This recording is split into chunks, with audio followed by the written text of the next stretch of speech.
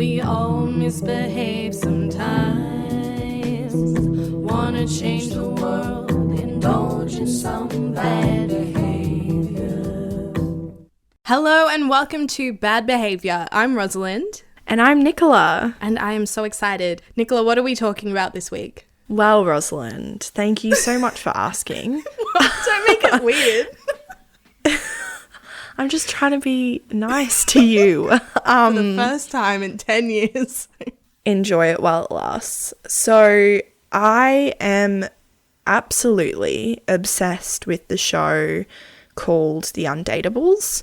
I don't know if you guys have heard of it, but it's an absolute fab show. It's a British show and it basically is a dating show for people living with disabilities. And it pairs them up with other interested people and they go on really cute dates and they navigate the world of living with a disability and, you know, liking someone and having sex and etc., etc. It's all very lovely and it honestly is the first time that I've seen disabled people portrayed that way on television as well. Like, I feel like it was quite transformative because they weren't the butt of a joke. It wasn't fetishizing them. It was just very nurturing and kind and calm, which I found so lovely to watch, and it educated me a lot as well. And our guest this week has been on that very show. We've wanted to do an episode about sex and disability for a long time, haven't we, Roz? Absolutely. It's definitely been something that's on my radar. We've talked a lot about sex and pleasure and sex education, but this is not something we've really covered, and I think it would be detrimental not to. It's an experience that a lot of people around the world have, and it's something that as able-bodied people we should be educated in and be able to talk about and be open to, and without the terminology and the understanding of some of the intricacies of it, how can we be as open as possible? You know, you've got to do the work to be open to learn more. I couldn't have said it better myself.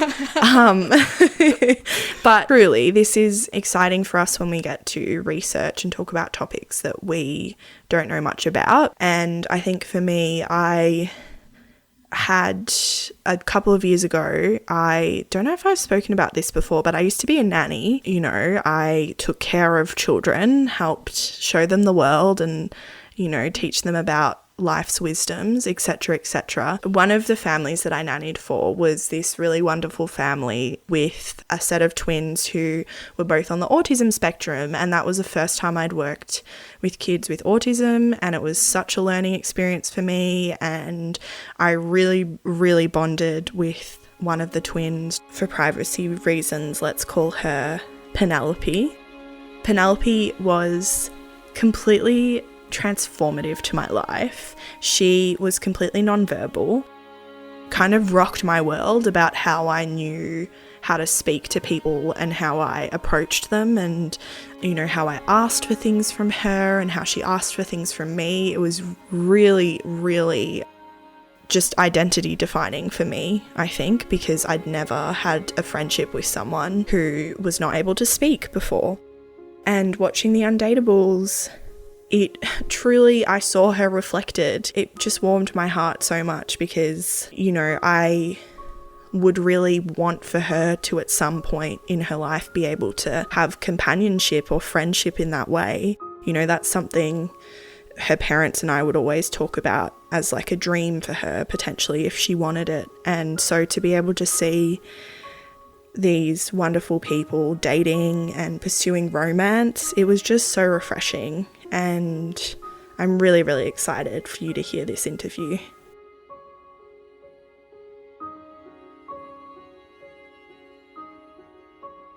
My name's Becky. I am 26 and I live in London in the UK. I work in marketing, but on the side I'm a photographer, designer and general disability activist. Great. I'm going to go straight into it. How do you think having a disability impacts your sex life, and what do you think are the misconceptions about people who are disabled and having sex?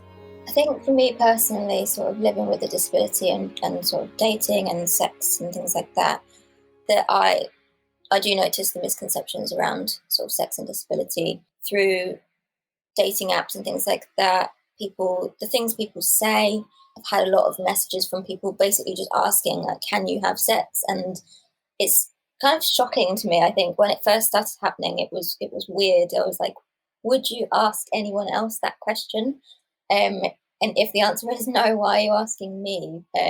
I think the problem is that when people point out that, oh, you're disabled, therefore can you have sex? It separates us as humans, and it makes us feel like we are different.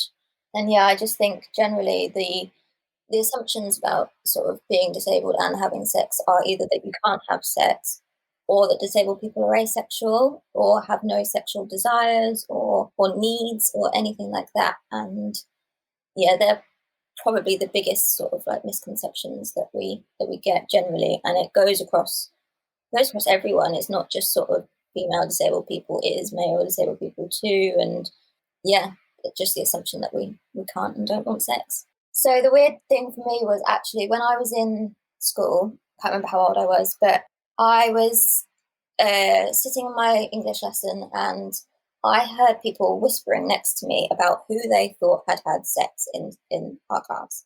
And they went round to everyone. And when they got to me, I heard them say, oh, no, she can't. She's disabled. And I remember this feeling of like, I was really upset. I mean, at that point, I hadn't slept with anyone. But in my mind, I was so upset that they'd made that assumption that I couldn't just never and that it wouldn't happen. And I think that was the moment for me where I realised that people thought differently about me and things like that. And although I wasn't at that age where I was necessarily thinking about having sex or anything like that, it really upset me. I actually cried, and I said to my mum, I was like, I don't know why I'm crying because I haven't actually had sex, but I hated it. And then it wasn't until I actually started properly dating when I was older and on dating apps that, yeah, that's when I started getting the messages from people basically just asking me, can you have sex? Would you tell me a little bit about how you got the sex talk? Do you feel like when you were taught about sex, you were sufficiently prepared for having sex with a disability, or was that included or not at all? I basically got no sex education when I was younger. Our school did one sex ed class where they taught us how to put a condom on, and that was it. That is all we were told. For me now that I'm older, it's interesting thinking back because at the time I really didn't even want the sex education lesson. I was a very quiet, awkward person in school. I was like, I don't want to know about any of this yet. So I didn't think about it. But it's now that I look back that I'm like, why don't they teach it in schools? Why don't they normalize sex generally with disabled people, with people from the LGBT community and things like that? That still isn't included, and I think that is where the problem starts, because they're sort of talking about sex, but they're not being inclusive when they're talking about sex. And so people are growing up with these ideas of what the norm is and things like that. I mean, I didn't get the sex talk at all, not even from my parents or anything. I kind of just grew up in a world where the internet, Google, searching everything, trying to figure it out. But it was a weird time, I think, for me, because I didn't start having sex till quite late, I think. And weirdly, I think that helped me because I was older and I'd done my research and I didn't get so scared about it. But yeah, I just think that I had to do a lot of my own research and figure out what was right for me as a disabled person, really. And did you see yourself represented when you were doing your research? Like, were there stories about disabled people feeling really sexy and getting pleasure and enjoying their sex life and, seeking that from their partners and all that, stuff that's so accessible if you're just a able-bodied hetero person? I didn't feel that I was accurately represented, and I think this is where sort of disability is so broad. And if you're just, so I would sort of search like sex with scoliosis because that's the disability that I have, and I am sort of half paralyzed in a way. And yeah, I couldn't find a lot. I think for me, only where I found it was through, I was on like Tumblr and stuff like that, and that's where I felt more represented, because when Tumblr came around, it was a very diverse community, and I started to find more disabled people, and I was just like, oh my goodness, I'm not alone. There are more people out there. And then we started speaking, and then I would find the information out through them. If they were older and they'd had sex, I could sort of like talk to them. And it was more peer-to-peer, I think, and just Google was very sort of medical.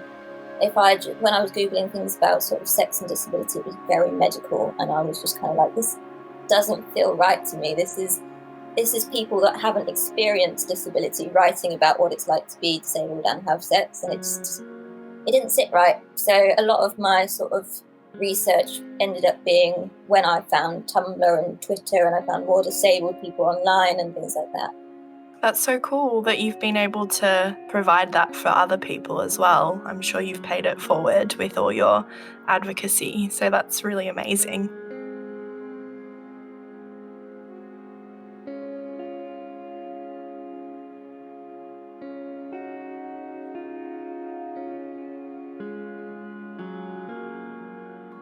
So it was really interesting for me to hear Becky's story about that group of girls at school who had been whispering about who had had sex and who hadn't, because I think this episode has truly illuminated a blind spot that I had, and I feel like I, at times in my life, have definitely been a part of that whispering group who's kind of unconsciously grouped together people with disabilities as not being sexual, as not wanting sex or pursuing sex. And that's to my detriment, right? It's a huge gap in my learning. And this interview has kind of been the beginning of a wake-up call to fill that gap. I wonder, do you kind of feel this a similar way with this topic?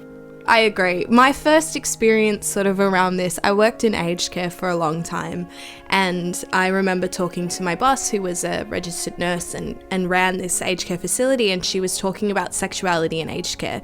And aged care doesn't just mean old people, it means people who have complicated disabilities, who need 24/7 care. So we had younger people in our facility as well. And I remember her talking about this and kind of my mind being a little bit blown.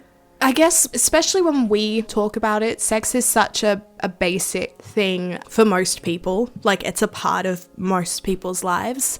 If you're not asexual, it's probably something that you think about or talk about, or, you know, and the fact that just because people had a disability or people were older, I wasn't considering that part of their life in their overall care. I was in admin, but it's still something that I should have been aware of. And that kind of was a new concept. That was alarming. And that was quite a few years ago now, but it did make me realize, oh, sugar, I've fucked up here. You know, I have friends who are speech pathologists and, you know, work with people with disability. And it's just such a basic part of life that not understanding that it is basic part of life is completely ableist and wrong. So yeah, I totally agree. I think that it's something that was a blind spot for me, and probably I haven't done enough learning around it. It makes me think, you know, I know a lot about trans rights and all of that stuff going on because I have friends who are trans, but I haven't learnt enough about sex and people with disability because, and I'm ashamed to say it just hasn't touched my life in that personal way. And I wonder about it because I hope I haven't been the kind of person who would shut off the idea of a relationship with someone with disability because I didn't know enough. That would be awful, but I might have.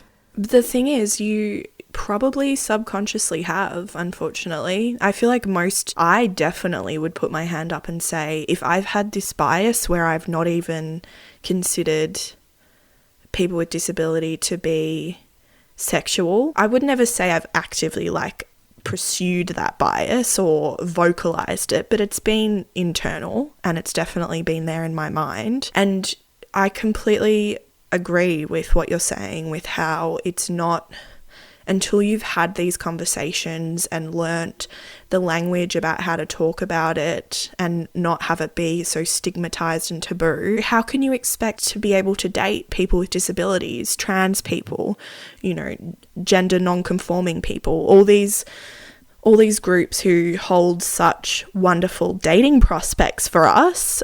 We can't close ourselves off, and we have to, out of fear as well, because I think for me, As with a lot of people, I'm sure, I fear saying the wrong thing. I fear that my internal bias will show. In moments like these, I retreat to the books. I try and learn a lot. I try and consume a lot of content, and that has been the experience of this episode for sure. Throughout the conversation with Becky, the thing that really drew me to her was how candid and open she was. I just felt really safe asking her these questions as well.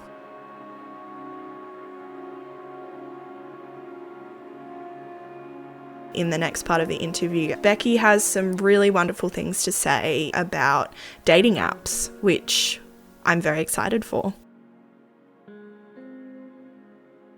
I've been using dating apps for probably about 7 years now.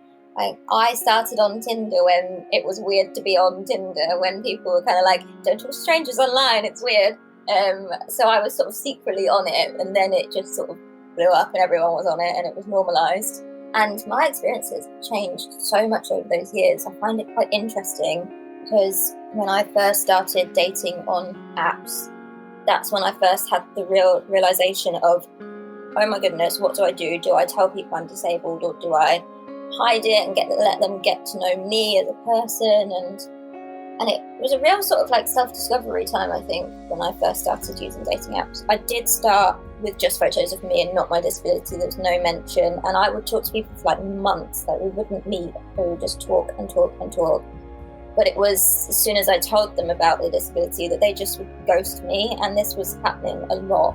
And so I think that was a point where I was like, this needs to change. I need to be okay with my disability, and I need to be self-strong and be like, this is me. So then I did start sort of being honest from the get-go. I thought, you know what, if people see me and like me for me, then I know that they're good. But I haven't had the best luck on dating apps, to be honest. Especially during university, that's when I got a lot of the can you have sex messages. And because I'm not a full-time wheelchair user, a really common and horrible thing that people would say was, oh, one night after me and you'll be in that wheelchair permanently, as if that was a great chat-up line. And I was just like, this is when I started experiencing what people were like, and I was like, oh no, I don't like this, and I don't know how to navigate this world.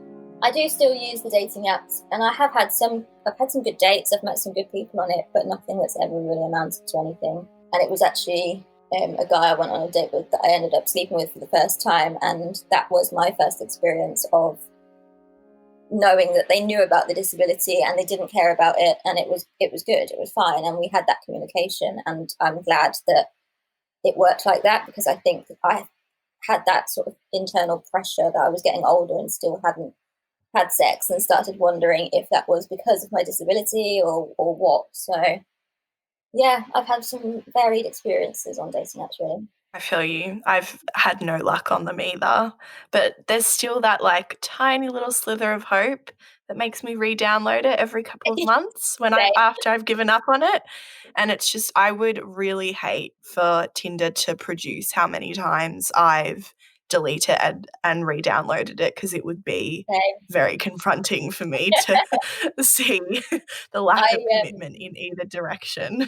Yeah, I recently came out as pansexual, and so I started going back on Tinder when I was like a bit more open at meeting new people. So again, that sort of changed my experience on dating apps as well. It's almost like when you read those really conservative Reddit threads and stuff, like it's somehow is the collection of like some of the most conservative and like misogynistic men that you will ever experience in your life. And the lack of the first messages, I do not understand the audacity that comes with saying the most horrible things to people. No, I know. Is that liberating to them or what? Yeah, I don't get it. I've got a friend, she's quite public about her sort of experiences with dating and disability too, and she's got the same condition as me, she's got scoliosis. And some of the first messages, people will match with her and just straight away be like, why have you got a hunchback? What's that? And it's just like, why bother? Why have you matched with someone on a dating app just to be horrible? What are you gaining?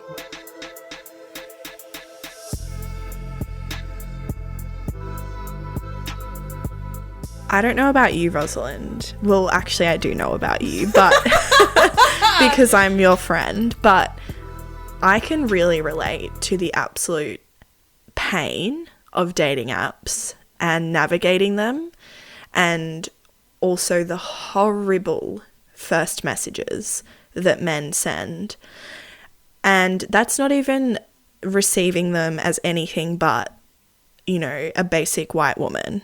Like, I really, really was not at all shocked by some of the things that Becky mentioned that men say to her when she's on dating apps. And it's really heartbreaking. I really feel like I have to admit to you that I have zero hope when it comes to dating apps. Like, my hope is in the helplessness region. Well, I was just thinking about it then. I downloaded Tinder, I think, in 2013.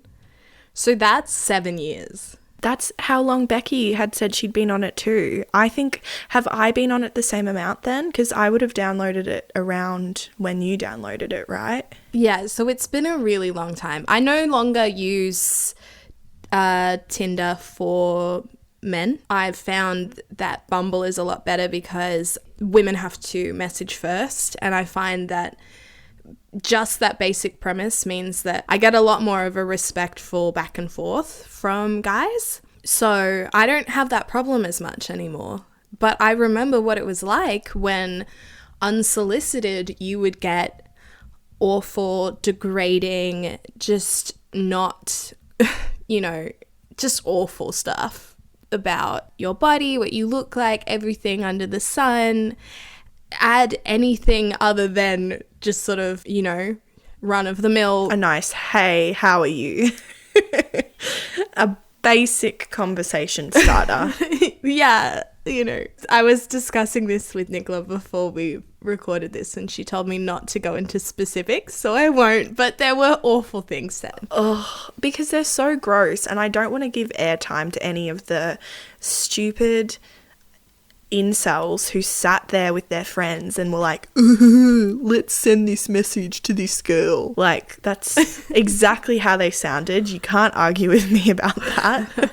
And I don't want to give them any more airtime, and yet I'm here talking about them because it's just, I've tried many dating apps. I've tried Bumble, I've tried Hinge, I've tried Her, all of them, I feel like. And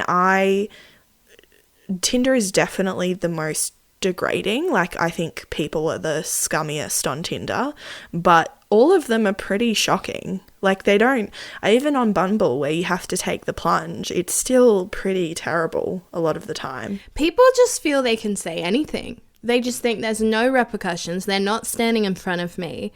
I can say whatever I want. And it's bizarre. It's also understandable. It's crazy though, because their pictures are attached. Like, they have given us a little album of their photos, and yet they have the audacity to send an absolute horrendous message, you know? And look, I'm hopeful.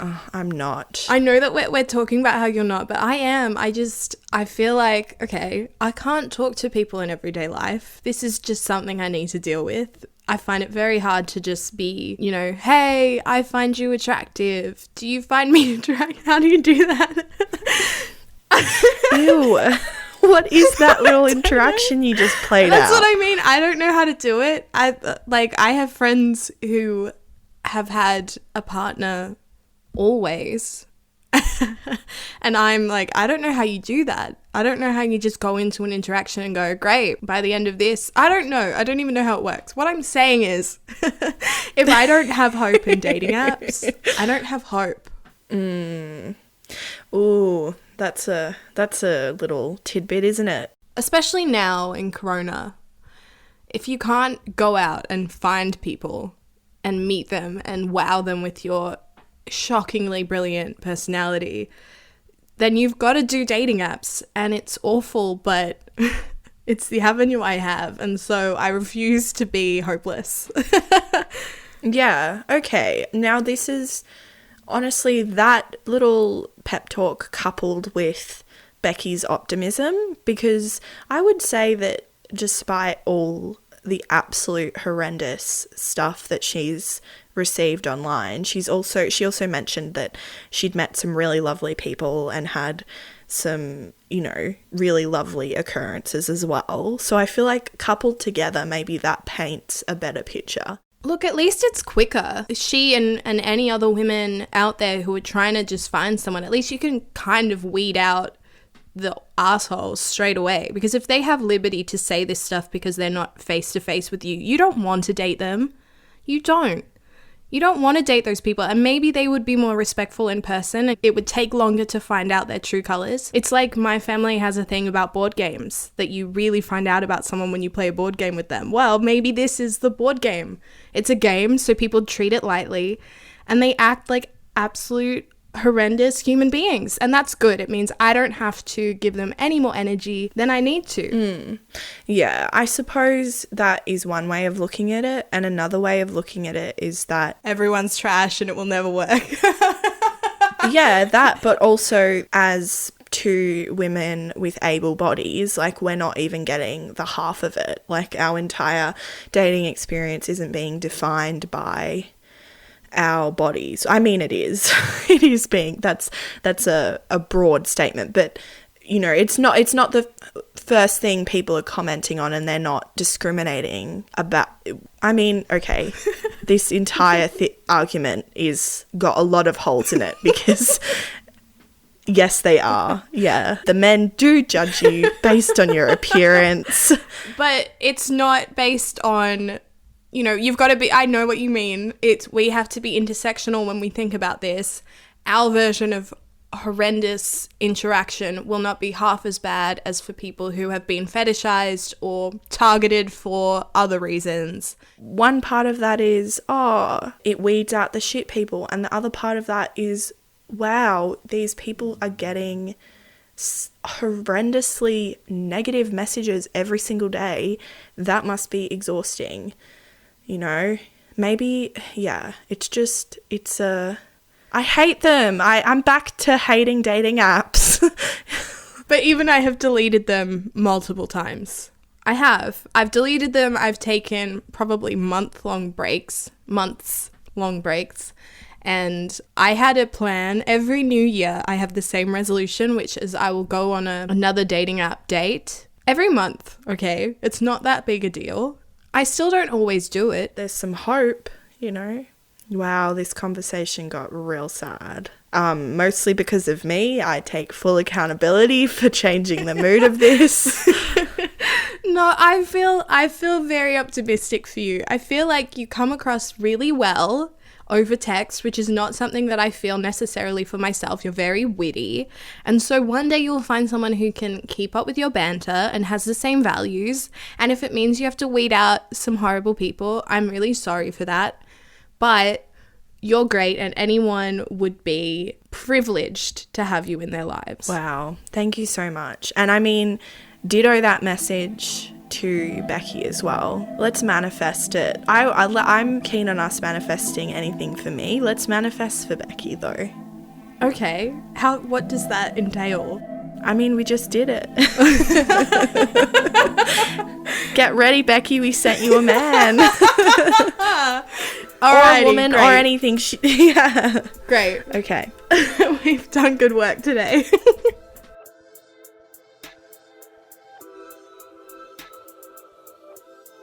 On the podcast before, we've spoken a little bit about embodiment and like truly like checking in with yourself throughout the day in order to like get pleasure and to have good sex. And you've kind of touched on self-love a little bit, but could you speak about the relationship between, you know, growing to like love your disability and then having good sex or good pleasure?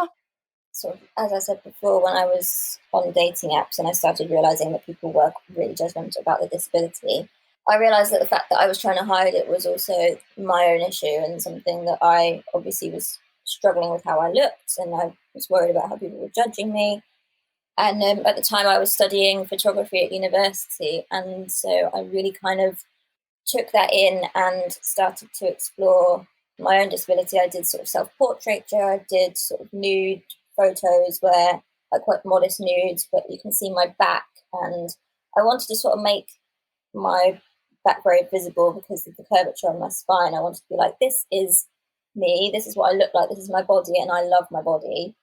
And I started putting those pictures more publicly out there, and I got a really positive response. And I think the positive response helped me quite a lot to sort of be like, oh, actually, I'm all right. I like how I look. And then I started seeing myself differently, the way I was looking at the way I dressed, things like that. So I sort of really started to like me for me. And then it progressed, I think, into sort of dating and sex with disability because I had that self-confidence in myself, and I wasn't sort of this. I was very shy when I first sort of started university, but then as I got older and experienced sort of self-love and things like that, I became more confident and just realised that if people want me, they want me, and to stop sort of thinking about my disability. When it came to sort of having sex as well, I just naturally had that confidence, I think, because I was finally like, I like who I am and I like how I look. And I didn't sort of, it sounds weird, but I think for the first time I had sex, I kind of expected a bad reaction because it's the first time, obviously, taking my clothes off and being in front of a person one-on-one where they can see me in my entirety. Like, you can see everything. But I think the fact that they were very complimentary just helped even more. And I keep that in. Like I remember how people have spoken about me, and I keep that. And I think that helps a lot. That's lovely. Your photography series is so beautiful. So on that point too, when do you feel sexiest? I think I feel sort of sexiest at different times. So I do love doing my sort of photography and my self-portraiture, and I think I find that really empowering. And although my photography is sort of very similar, I think it's good for me to sort of throw myself into something creative about myself and make these pictures that make me feel like I like that. When I see my body from different angles, I'm always a bit like, I like it. I'm proud of that. I mean, it's such a nice feeling, especially because I grew up so sort of self-conscious. I mean, I grew my hair so long because I was like, I don't want anyone to see my back, and I used to wear like baggy tops and things like that. And now I'm like nude photos where my back's fully on show, and I'm like, yeah, that's me. So that really sort of that makes me feel good.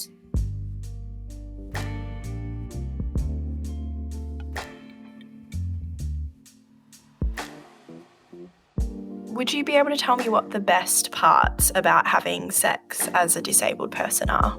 I suppose the best part about having sex as a disabled person is that I can be very honest from the get-go. I think actually I've had more people ask me what works, what can I do, and I don't think that always happens in sort of like non-disabled relationships and things like that. People just kind of go in and they hope for the best. But because they can see that I have a disability, I think they like to ask, and I like that. So it just makes it a lot better for both of us, and there's no sort of hiccups halfway through where I'm going, oh no, ouch, that hurts my back, don't do that. So I think that's great, and I'm not gonna lie, I like that it means that they sometimes have to put more work in because I can't move around as much as them. That's a great a little silver lining.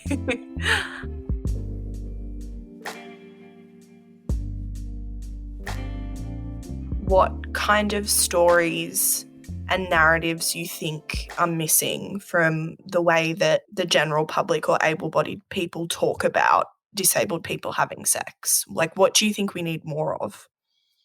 I think generally it goes back to the sex education in schools. I think with everything, you've got to start young. You've got to teach kids about disability. And I think the most common thing that I hear from people that I've become friends with, or just people that I've met over the years, they sort of say, I never even thought about that until I met you. And it's kind of like, yeah, exactly. But not everyone will know someone that's disabled. So we need those people to understand too. And especially when it comes to sex and disability. I mean, even those, I try and look at everything positively. Even those people that have messaged me on dating apps being like, can you have sex? And saying derogatory things, I hope that even just that moment, they took something away from my response by saying, yes, I can now go and educate yourself, kind of thing. I hope that even that little seed of information has taught them. But I just think that starting school, sex education needs to be more inclusive, 100%. I think that's where the biggest problem is.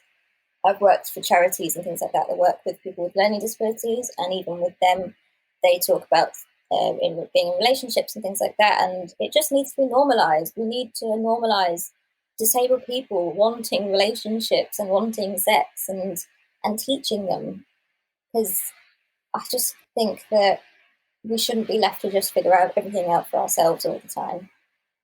Do you have any advice for other women with scoliosis or with a disability who are deciding to start to have sex? What do you wish you knew when you were doing all your Google searches back in the day?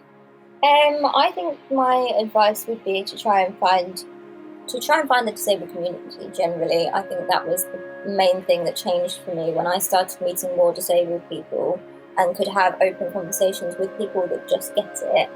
I think that was a massive moment for me. And I mean, there are so many people online now that are so sex positive, body positive, and I think it's a great community, and I would 100% just try and recommend finding that community on Instagram, on Twitter, wherever. There is always a disabled community, and we're always so open. And I mean, even if they spoke to me, I would 100% be honest with them and help them. So. And where can people find your new photography series? I have a website. It's rebeccadan.wix.com/photography, and then all my series is on there, my old and my new ones. Oh, wonderful. I haven't seen your new one, so I'm really excited. That's so productive for quarantine, just casually doing an entire photography series. Good on you. I loved it. It was so fun. I set up in my bedroom and it was good to go.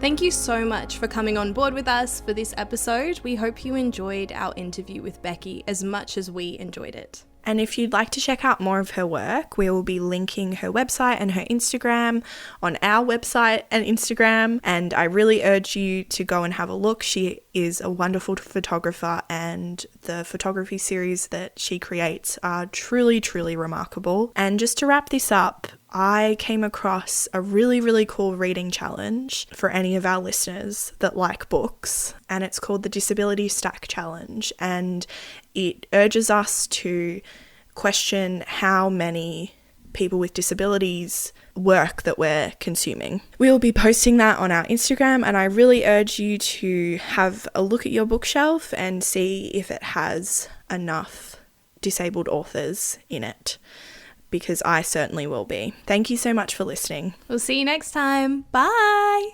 We all misbehave sometimes. Wanna change the world, indulge in some bad.